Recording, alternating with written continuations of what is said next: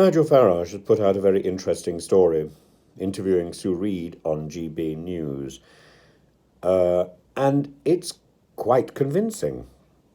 We have to remember that one of the principles of the Glorious Revolution was that the monarchy is constrained by our constitution. The monarchy has limits, and it is controlled by our state.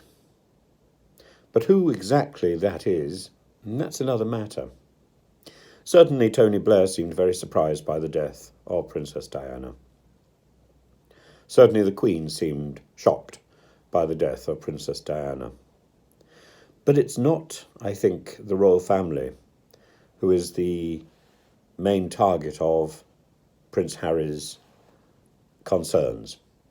The main target of Prince Harry's concerns are these numinous, these dark, shady courtiers who operate and who brief, and who seem to control his father, his brother, and who maybe, from what Sue Reed was saying, were instrumental in the death of the late Princess Diana. Who knows?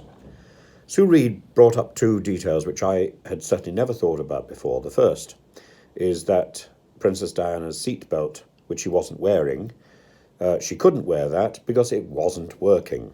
That never came out. That's new news.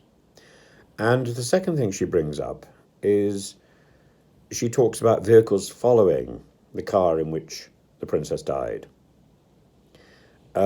She says that it was the press which interpreted that as meaning the paparazzi, who were later cleared.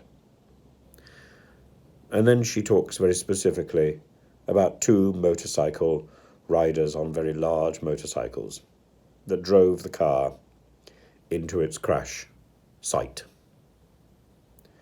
Now, we don't know who they are, these nameless drivers who were pursuing the princess.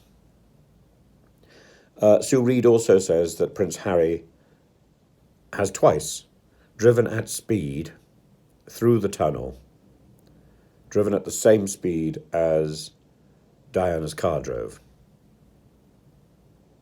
to see whether or not it was fatal, I suppose. It's awful when a child loses a parent in such ghastly circumstances. It's awful.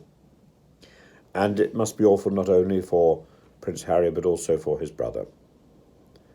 As I say, the job of courtiers is not to connive, but to build bridges and to bring support and to bring unity. I think it must be very hard to be a member of the royal family, to be constantly in the public eye and constantly held to account, and not to be not to have asked for this, to have been born into this role. Very difficult. And it is the job of courtiers to make that job easier. Certainly from what we hear leaked about this book, which I think will be very interesting to read when it comes out early next week.